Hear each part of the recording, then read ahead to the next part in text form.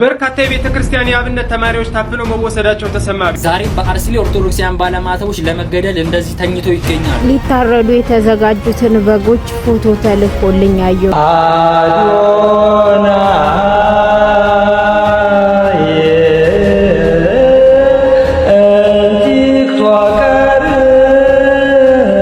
ምናልባት እድሉን ብሰጥሽ ይቅርታ ያለሽ የኢትዮጵያን ሕዝብ ለምንድን ነው ይቅርታ ነው? ሰላም ጤና ይስጥልኝ። በሰላም እንደምቃችሁልኝ በአዲስ ቪዲዮ ተመልሼ መጣሁ። በዚህ ቪዲዮ የምንመለከተው እንግዲህ በወቅታዊ ጉዳይ ላይ በአርሲ ኦርቶዶክስ ያለ ይደረሰ የሚገኘው ግፍና ጭፍጨፋ አሁንም ቀጥሏል። እንደዚሁም ደግሞ በቁጥር ብዙ የሆኑ የአብነት ተማሪዎች ታፍነው ተወስዷል። ከነዛ መሀል እንግዲህ በሚኒሻ በዘኮስ ጥይት የሞተ እንዳለ የሰማን ነው የምንገኘው። እሱ ብቻ አይደለም እንግዲህ የውርደት ዜናም አለ። አንድ አሮና የሚባል ወጣት አለ። ይሄ ወጣት እንግዲህ ጭራሽ ከቅዳሴ መሀል እንግዲህ አንድ ዲያቆን ዜማ ወስዶ ለአሮና ስሙን ጠቅሶ ዘቲክታከር እያለ በጣም በሚያሳፍር ሁኔታ ሲያዜምለት እየሰማን ነው የምንገኘው። እሱን አይተን ሞካለን። እሱ ብቻ አይደለም እንግዲህ ይሄ ነው 3 ሚሊዮን ብር ጨርሽ ያለው ትላለች። እነዚህም ደግሞ ኢየሱስ ክርስቶስም እንደኔ ነበር የሚል ነገር ያንሳች ትገኛለች። የሷንም ጉዳይ ለማየት እንሞክራለን። ሁላችሁም ቪዲዮ ላይክ እና ሼር ያርጋችሁ ለብዙዎች ማድረሳችሁን እንዳትረሱ። ሰብስክራይብ ለምንድን ነው የማታደርጉት? አሁን ማርጉ። እስቲ መጀመሪያ ይሄን ነገር ሰምተን እንጀምር። አሁን ለምሳሌ ክርስቶስ በምድር ላይ በነበረበት ጊዜ ብዙ ተቃዋሚና ብዙ ተቺ ነበረው እና ብዙ ትችት ተቺና ብዙ ነቀፌታ ነበረው። ኢየሱስ ክርስቶስ በምድር ላይ በነበረበት ጊዜ ብዙ ተቺና ተቃዋሚ ስለነበረው ኢየሱስ ክርስቶስ ልክ አልነበረም ማለት አይደለም። ያች የምትገኘው እንግዲህ ሰሞኑን በቲክቶክ ክሬቲቭ አዋርድ ላይ እርቃናን ወጣ ነበርና በሱ እንግዲህ ብዙ ተቃውሟታል። ይሄ ለማድረግ ልክ አይደለም፣ ሀገራችንን አይወክልም፣ ይሄ ነገር ምንድነው እያስተማርሽ የምትገኙ የሚል ነገር አንስተውባት ነበር። ለዛም ላይ የምትገኘው ኦኬ እኔ ሰዎች ተቹኝ ማለት ትክክል አይደለም ማለት አይደለም፣ ምክንያቱም ኢየሱስ ክርስቶስም ተቺዎች ነበሩት ብላ ራሷን ፋቷን አምና ከመቀበል ራሷን ከጌታ ጋር አወዳድራ እሱን ተቺ ነበረው እኔም ደግሞ ተቺ ያለኝ፣ ስለዚህ መልካም ነገር ያደረኩት እሱ መልካም ነገር ሲያደርግ ተቺ ነበር፣ እኔም መልካም ነገር ሲያደርኩት ተቺው ትክክል ስለሆንኩ ተቺው ብላ ስትናገር ነው የምንሰማት። በጣም ነው የሚያሳፍረውና ይቅርታ ጠይቂያለሽ ወይ የሚል ጥያቄ ጠይቋት ነበር ወንድማችን። አልጠይቅም ብላለች እና እስቲ ከዛ በፊት ግን ምንድነው ያደረገችው ብሎ ነገር ተመከቱ ባጭሩ። ኧረ እሱ ብቻ አይደለም ራቁታቸውንም መጥተዋል። ይሄው ሸፍኛው ነው እንደምታዩት ማለት ነው። እና ሰው ፎቶ ያነሳል፣ ሰው ቆሞ ያያል። በቃ ይሄ ነገር ተለምዷል። በውጩ ላይ ያሉትን አለባበስ ውጮቹ ፐርፐስሊ የሚለብሱትን አለባበስ እነሱ ኮፒ ፔስት አድርገው መተው እየለበሱት ነው ያሉት። ትውልዱን እያበላሹት ነው ያሉት ማለት ነው። አዎ ቲክቶክ ክሬቲቭ አዋርድስ አያችሁ፣ ፍሬዎቹ እነዚህ ናቸው፣ ከፍሬያቸው ታውቋቸዋላችሁ ይላል መጽሐፍ ቅዱስና በጣም ነው የሚያሳዝነው እህት ወንድሞቼ። ይሄ ኢትዮጵያ ውስጥ ነው። ይሄ አሜሪካ አይደለም፣ ይሄ እንግሊዝ አይደለም፣ ይሄ ፈረንሳይ አይደለም፣ ይሄ ጣሊያን አይደለም። በነገራችን ላይ ለዚህ ልብስ የወጣው ገንዘብ ከ3 ሚሊዮን ብር በላይ ነውና ምኑ ካላችሁኝ ይሄ ከላይ ያደረገችው ኮት ፓንቱና የለበሰችው የአጎበር ልብስ ምን ነው የሚባለው ለሱ ከ3 ሚሊዮን ብር በላይ ነው የወጣበትና እንዴት ነው የሚለው ነገር ያብራራችበት ቪዲዮ አለ። እሱን እስቲ ወደ መጨረሻ ላይ እንመለከተዋለን። ውርደት ነው እኮ ነው ያላቅምና ይቅርታ አልጠይቅም ብላለች። ስማት እስቲ። ምናልባት እድሉን ብሰጥሽ ይቅርታ ያለሽ የኢትዮጵያን ሕዝብ ለምንድን ነው ይቅርታ ምለው ማለት በምን ጊዜ? ምክንያቱም ሕዝቡ ተቆጥቷል ባለባበስሽ ምክንያት ልክ አይደለችም፣ ከባህላችን ያፈነገጠ ነው ብሏል። ምክንያቱም አንቺም ደግሞ ከህዝብ ጋር ነው የምትሰሪው። ኦልሞስት ደግሞ ከ600,000 በላይ ህዝብ ይከተልሻል። ልክ ነህ። ይቅርታ ጠይቂያለሽ።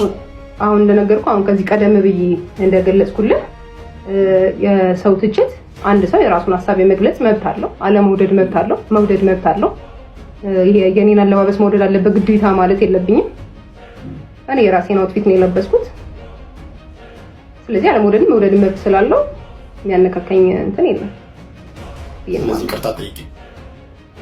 ይቅርታ የሚያስጠይቀኝ እኔ የሰራሁት ነገር የለም። ይሄን እንግዲህ እንደምትሰማት ነውና አልጠይቅም ይቅርታ ብላለች። እኔ እንደውም ኢየሱስ ነኝ የሚል ነገር ነው ያስ የምትገኘው ልጅቷና ለዚህ ሁሉ ያደረገ ነገር መሰላችሁ፣ ለዚህ ሁሉ ያበቃን ነገር ይሄ ንግግር ነው። ደደብ ሰው የሚያልፍለት ዘመን ላይ ነን ያለ ነው። ደደብ ሁኑ፣ ድድብ ማለት ነው። ስሙ፣ ማሰብ አቆሙ፣ ህጉን ስበሩት፣ ማህበረሰቡን አትስሙ። ትዳር ውስጥ ብትገቡት ለመሰቃየት ነው ይኖራል። ሳይ ትዳር ውስጥ ትፈርሙ ምናምን ሁለቱም አንድ ሆኑ ዛሬ ሲባል ሁለቱም አንድ ላይ ለመሰቃየት አንድ ሆኑ ነው። አይገባችሁ? ሰዎች ሳፈር እያደረጉ ያሉት ትዳር ለደስታ አይሆንም። አንድ ሰው ጋር ኖረሽ እንዴት ነው የምትደሰችው? እኔ አኩቻ ነኝ ዋዋነ ማንንም ማለት ይሄ ነው እንግዲህና እኔ ሂጃብ የሚከለክል መንግስት ይሄን ነገር ለመከልከል እንደዚህ አይነት እንዳታርጉ ለምን እንደማይል አላውቅም። ማን እኔ ይፈልጋል መሰለኝ በራሱና በጣም ነው የሚያሳዝነው። ማህበረሰቡን አትስማ እየተባለ ሞቲቬት የሚደረግ ወጣት ይሄን ሊያረጋ አያረግም ብለህ ታውራችልም። ኦኬ ህጉን ሰሩ፣ ማህበረሰቡን አትስሙ፣ ሰግጡ፣ ደደብ ሁኑ እየተባለ እንዴት ነው እንደዚህ የማያደርገው? እስመላለ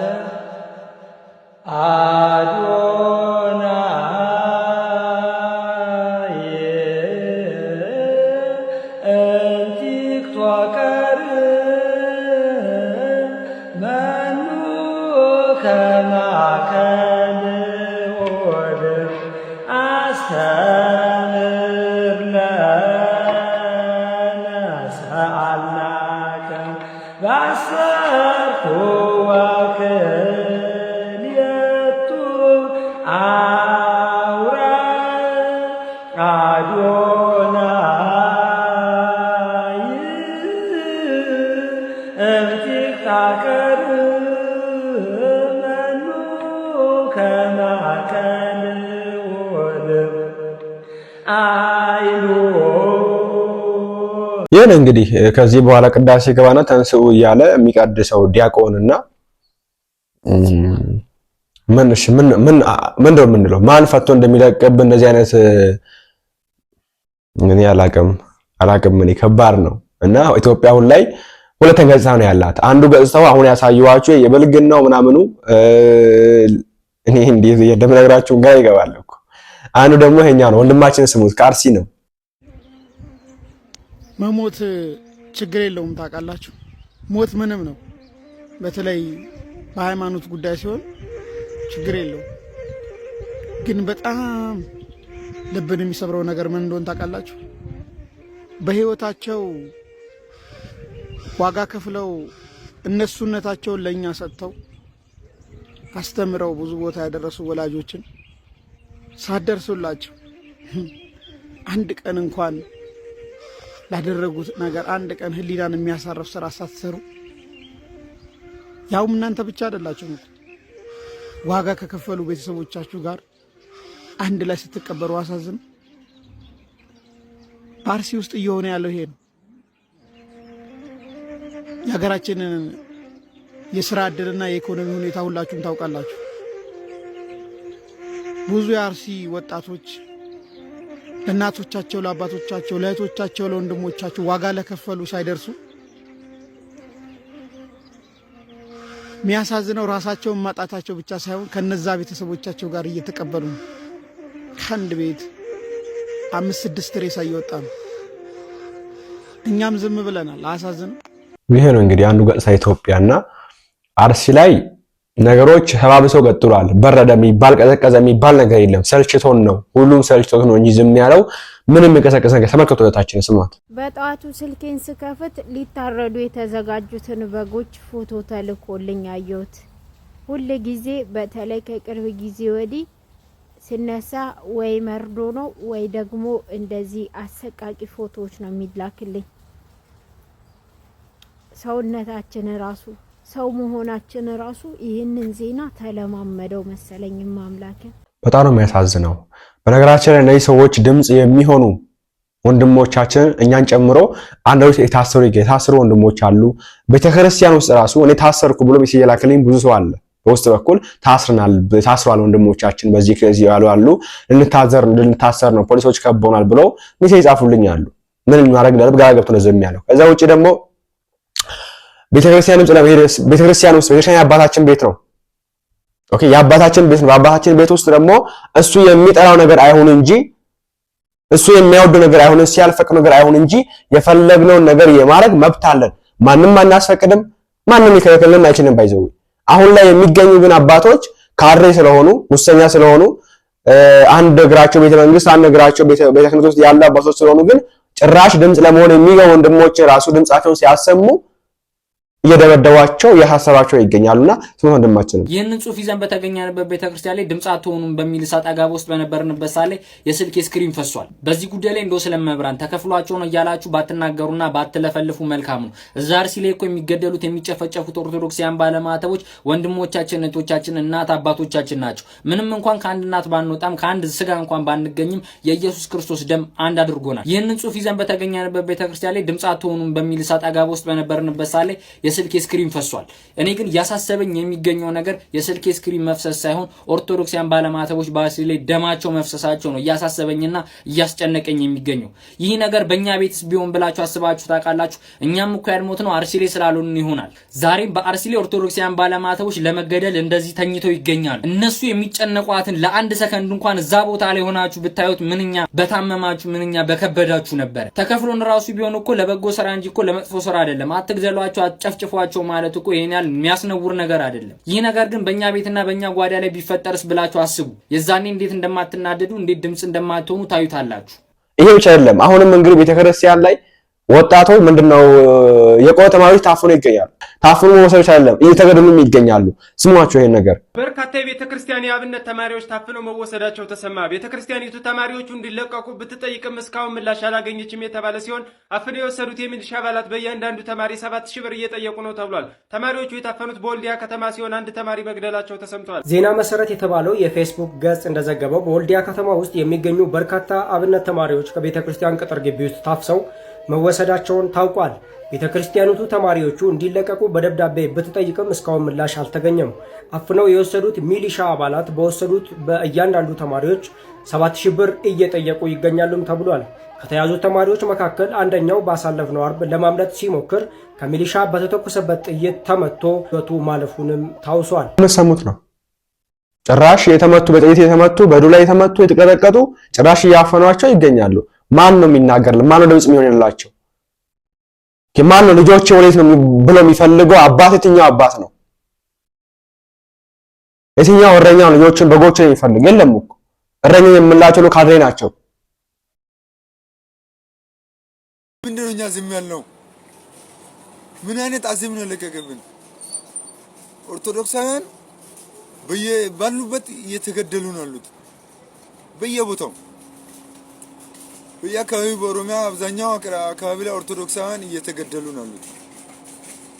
የኛ ደቡቦች ገዳማነትን መጀመሪያ እየዞርን የምንጎበኝ ችግራቸውን አንዳንድ ችግሮች የምንሸፍን በረከቱን የምንካፈል አገር ሰላም አይደለችም እየተባለ ገዳማትን እንዳናይ እየተደረገ ነው ያለው። በመቀጠል ከገዳም አባቶች እየተፈናቀሉ እየተገደሉ ነው ያሉት። የኛ ዝምታ እስከመቼ ነው? እየተገደሉ የኛ ዝምታ ደግሞ አባቶችን ግድያቸውን ያባሰ ነው ያለው እና እንነሳ ባለማተቦች፣ የደቡብ ክልል ወጣቶች የኛ ዝምታ በአርሲ ላይ ስለሚገደሉ ኦርቶዶክሳውያን ግድያ ምክንያት እየሆነ ነው። የኛ ዝምታ ድምጽ ልንሆን ይገባል። ድምጽ ልንሆን ይገባል። ዝምታችን እያባሰ ነው ያለው። በየደብራችን እንደራጅ። ለወጣቶች ነው የመልእክት። እንደራጅ።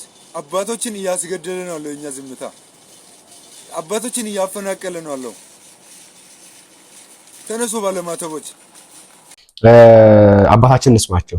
የተከበራችሁ ወዳጆቻችን እንደምን ዋላችሁ? ዛሬ እንግዲህ አንድ መልስ ይዤ መጥቻለሁ። የእግዚአብሔር ቸርነት ከሁላችሁ ጋር ይሁን። ጥያቄው ምንድነው የሚለው ግለ ወሲብ የፈጸመ ሰው በስርዓተ ተክሊል ማግባት ይችላል ወይ?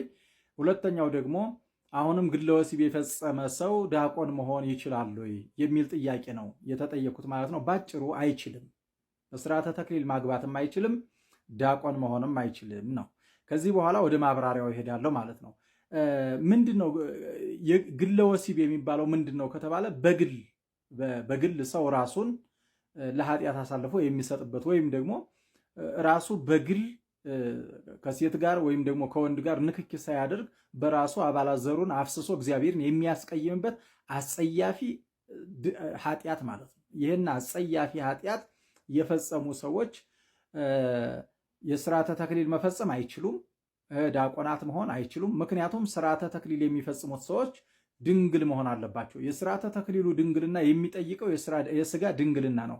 ከወንድ ጋር ያልተነካካች ሴት ከሴት ጋር ያልተነካካ ወንድ ማለት ነው እና ዘሩን ራሱ እየነካካ ፍሶ በዚህ ኃጢአት የወደቀ የረከሰ የጎሰቆለ ሰው በሥርዓተ ተክሊል ማግባት አይችልም እና ይሄ ሰውዬ እንዴት ብሎ ነው ትዳር ሊፈጽም የሚችለው? ወይም ደግሞ ይቺ ሴት እንዴት ብላ ነው ትዳር ልትፈጽም የምትችለው ከተባለ ይሄ በማዕስባን ወይም ደግሞ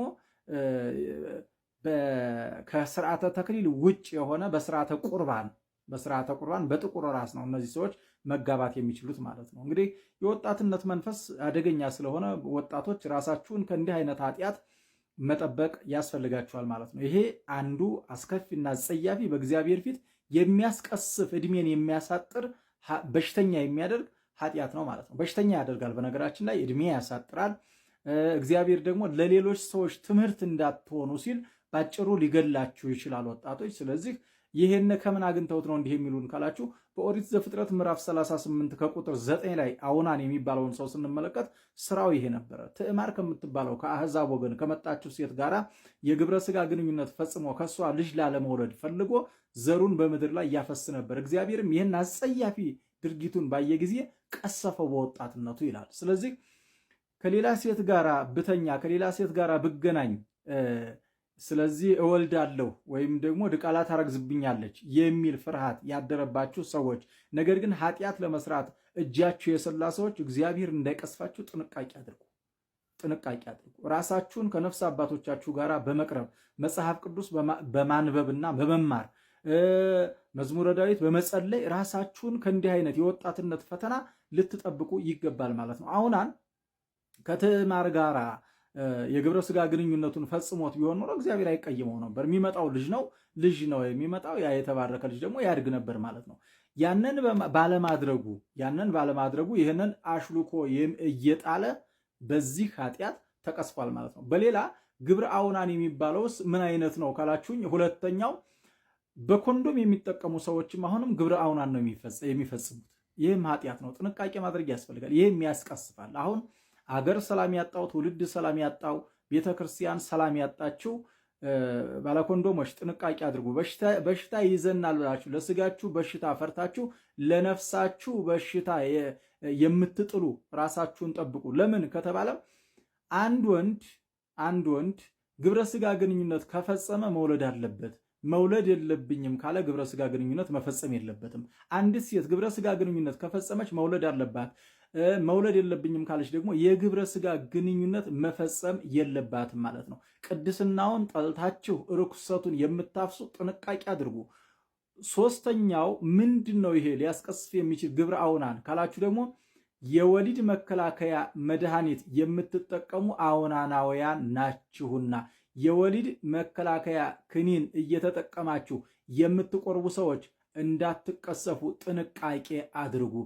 መውለዱን ከጠላችሁት ግብረ ስጋ ግንኙነቱን ተውት።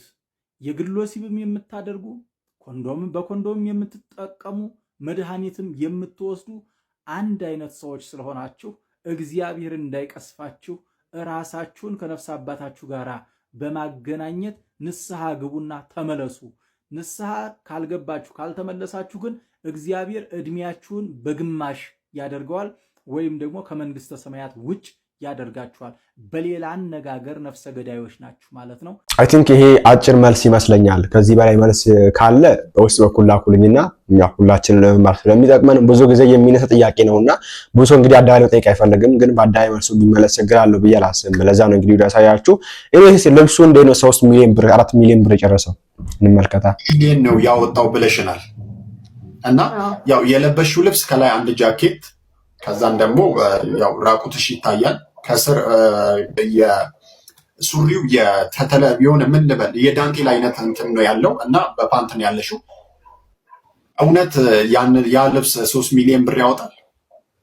በዋናነት ሰው ያላተኮረበት ነገር አንገቴ ላይ አንደኛው ኢንተርቪው ላይ ተናግሬ ነበር። እሱኛው ኢንተርቪው ያልተፖስተም እንጂ አንገቴ ላይ ያደረኩት እዚህ ጋር ያደረኩት ሜቢ ፎቶ ካለ ፎቶ ስለሌለኝ ፎቶ ሊኖር ይችላል አለ። እኔ ጋር ይለኛል ኦኬ ፎቶውን በቃ ኦሬዲ ታች ሊሆን ይችላል። እዚህ ጋር ያለው በወርቅ ነው። በነገራችን ላይ ነበሩ ስልኬን ሌላኛው ስልክ ሳሎን ስለሆነ ነው ሪከርድ እያደረኩት ስለሆነ እንጂ አሉ ቪዲዮቹ እዚህ ጋር አንገቴ ላይ ያለው እንዳየንሽ ከሆነ የለበሽው ኮትና እንትን ነው ሲሉኝ፣ አዎ ልክ ነው። እንደገና አሁንም እያየው ነበር አንዳንድ ቪዲዮችን ለምሳሌ ከሼን ላይ እንደዚህ ነው ይሄ ልብስ እንደዚህ ነው ካሊባባን የሚገልጸው ምናምን የሚሉት ቪዲዮች እያየው ነበር። አንገቴ ላይ ያደረኩት እስከ ታች ድረስ ያለው ሀብሉ ወርቅ ነው ብዬ ተናግሬ ነበረ።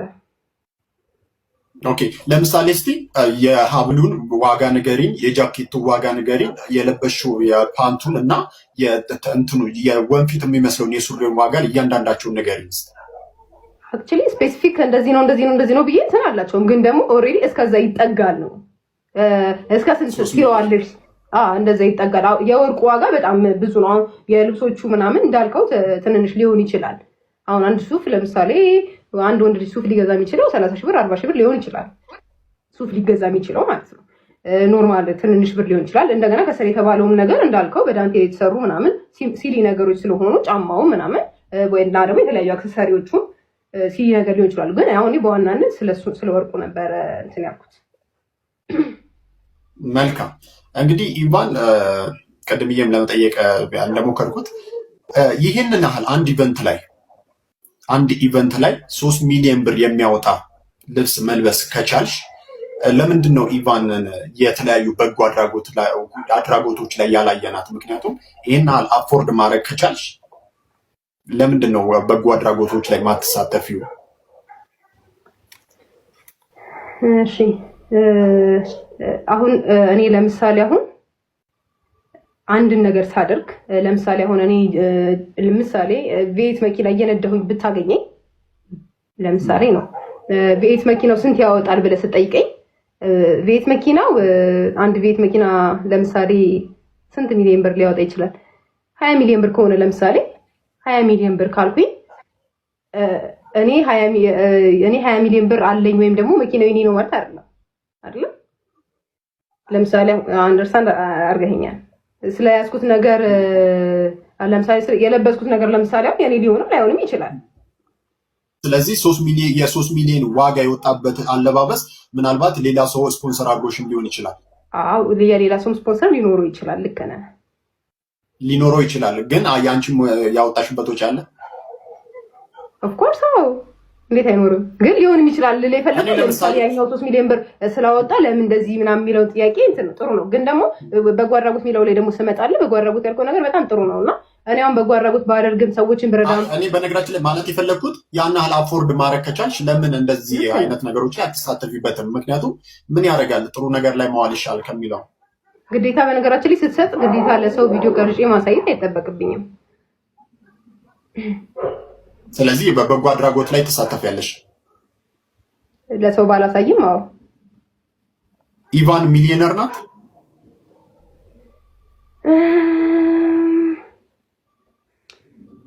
ኦን ደ ዌይ። ስለዚህ መንገድ ላይ ከሆንሽ 3 ሚሊዮን አፎርድ ማድረጋችን ማለት ነው። ለምሳሌ ውሸት ነው ማለት ነው። የ3 ሚሊዮን ወጣበት የተባለው ለምሳሌ አሁን ቢዝነሶች አሉኝ። ቢዝነሶቼ ለምሳሌ አሁን ቢሸጡ ከዛ በላይ ያወጣሉ ከሚሊዮኖች ማለት ነው። ስለዚህ ሚሊዮነር ለመባል ኦን ደ ዌይ ላይ ነኝ። ገባ? እሺ መልካም። ያንቺ ሀሳብ ይከበራል ኢቫን። በአለባበስሽ እንዲህ መነጋገሪያ ስትሆኚ ብዙዎች ሲተቹሽ ምናምን መቼም ዞሮ ዞሮ ቪዲዮ የተቆራረጠ ቪዲዮ ስላንቺ ቲክቶክ ላይ ሲወራ ቤተሰቦችሽ ጋር መድረሱ አይቀርም እና ምን ይሰማቸዋል ብለሽ ታሰብሽ? በነገራችን ላይ መጀመሪያ ገና እኔ እውነቱ ስነግርህ ቤተሰቦቼ ልብስ ሳዘጋጅ ለምሳሌ ልብስ ስለብስ አሁን መጀመሪያ ለምሳሌ እንደነገርኩ ነው በተማረና በሰለጠነ ቤተሰብ ያደኩኝና አሁንም እስቲል ከቤተሰቦቼ ጋር ነው የምኖረው። በተማሩና በሰለጠኑ ቤተሰቦች ውስጥ ምኖር ሰው ነኝ እንደ እድል ሆኖ ማለት ነው። እና አለባበሴ መጀመሪያ ያሳያቸዋለሁ ገና ሳልወጣ እንዴት ነው እስቲ እንደዚህ ቢሆን ምንም ይሄ መደብቀው እንትን ብለው እነሱ ሶሻል ሚዲያ የሚጠቀሙ ሰዎች ናቸውና አሳይቻቸው ነው እንትን ምላቸው። ገብቷል አይደለ? ትችት፣ የሰው ትችት ምናምን እንደዚህ አይነት ነገሮች ምንም ለነገርኩ በፍሪደም ስለሆነ ያደግነው መሰልጠን ማለት በነገራችን ላይ ከሀገር ባህል ወይንም የሆነ ከማህበረሰቡ እሳቤ ውጪ መውጣት ነው። ከሀገር ባህል የወጣሁበትን እስኪ አንዱ ነገር ንገረኝ። ምክንያቱም አለባበስሽ ራቁት ነው እና ይሄ ደግሞ የኢትዮጵያዊ ባህል አይደለም ብሎ በነገራችን ላይ ፐርሰናል ሀሳቤን አይደለም እኔ እዚህ ጋር እንትን እያልኩ ያለሁት የሰዎችን እንትን ነው እያመጡ ያለሁት እና ብዙዎችም እየተቆጡና እየተቹ ያሉት ይሄ የኢትዮጵያዊ ባህል አይደለም፣ የኛ ባህል አይደለም፣ ከውጭዎች የተቀዳ ነው እያሉ ነው። አንቺም ደግሞ እውነት ነው ብለሻል፣ ከውጭ የተቀዳ ነው የራሴ ተች አለው እንጂ ብለሻል። አንቺም በቃል በቃል ስትናገሪ ነበረ እና ስልጣኔ ማለት ይሄ ነው እንዴ? የሰለጠነ ማለት በነገራችን ላይ የውጭውን እንትን የሚቀበል ማለት ሳይሆን የሰለጠነ ማለት በቃ ላይ ስማርት አስተሳሰብ ያለው ማለት ነው። እንዴት ኤክስፕሌን እንደማደርግልህ አላውቅም። ለምሳሌ አንድ ሰው ተማረ ሲባል ዲግሪ ስለጫነ ብቻ ተማረ ማለት አይደለም። የባህሪ ለውጥ ማምጣት አለበት አንድ ሰው ተማረ ለመባል ማለት ነው። ስልጣኔ ማለት እኔም ከሱ አንፃር ነው ስልጣኔ እያልኩ ያለሁት። ቀጣይ እንትን ስለ ለምሳሌ አንደኛ ወጥቶ በአውትፊት የተሸለመው ልጅ ምን ነበር ለብሶ የመጣው? የሙርሲ እንትን ባህልን ለማሳየት ነበረ እየሞከረ የነበረው። ምኑ ጋር ብቻ ነበር የሸፈነው? ምኑ ጋር ብቻ ነበር ሰውነቱን የሸፈነው? አይ ቲንክ ፕራይቬት ፓርቱን ብቻ ነው መሰለኝ። ያ ራይት። ስለዚህ ከመገላለጡ ጋር ከሆነ ስፔሲፊክ ጥያቄ ለምሳሌ የተለያዩ መገላለጡ ጋር ሳይሆን አንቺ ሴት ልጅ ነሽ። አው እሱ ልመጣልህ ነው። ለምሳሌ ወደ አካባቢው ደግሞ ይለያያል። አሁን ይባንዬ እዚች ጋር አንድ ስህተት፣ በነገራችን ላይ አንድ ስህተት እንዳትሳሳች የምፈልገው ነገር ለምሳሌ ኢትዮጵያ 80 ምናምን ብሔር ብሔረሰብ አላት።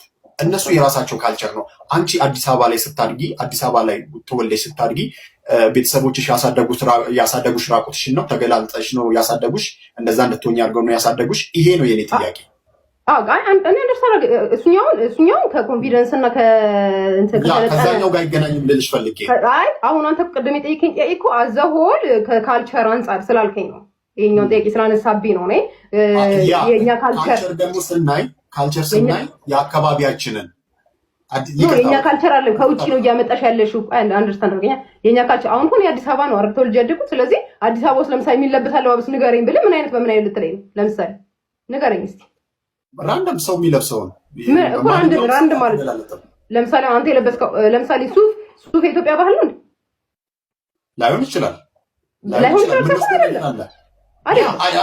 ያ አይደለም ብለንም እንውሰደው። ነገር ግን ያን ያህል ሱፍ የተወሰደው ለምንድን ነው? የኛን ተቀባይነት የሚያገኘው ለምንድን ነው? በሀገራችን ቢኮዝ ያን ያህል ስለማይጎዳ ነው። ያን ያህል ብሎ ነገር የለም። ያን ያህል ብሎ ነገር የውጪ እንትን ከሆነ የውጪ ነው፣ የሀገር ውስጥ ከሆነ የሀገር ውስጥ ነው። ስለዚህ አሁን እኔ ቅድም ስለጠየቀኝ ስለመገላለጥ ስለሆነ ያወራኸኝ እዚህ እንዳልከው ከ80 በላይ ብሔር ብሔረሰቦች አሉ። የተለያዩ ሀገር ደግሞ ብትሄድ ማለት ነው እንዳልኩህ ቅድምም የልጁን እንዳነሳውልን ተገላልጠው የተለያየ ብዙ አይነት ሽፍንፍን ብለው ምንም አይታዩ ምናምን የተለያየ ባህል አለ። ከባህል አንጻር ከሄድንበት ነው። እኔስ ቪዲዮአችን ወይስ ነበር ከዚህ ከመከነ ትውልድ ጋር ከመኖር እንዲያው ራስንም ማጥፋት ችግር ስለሆነ እኮ ነው።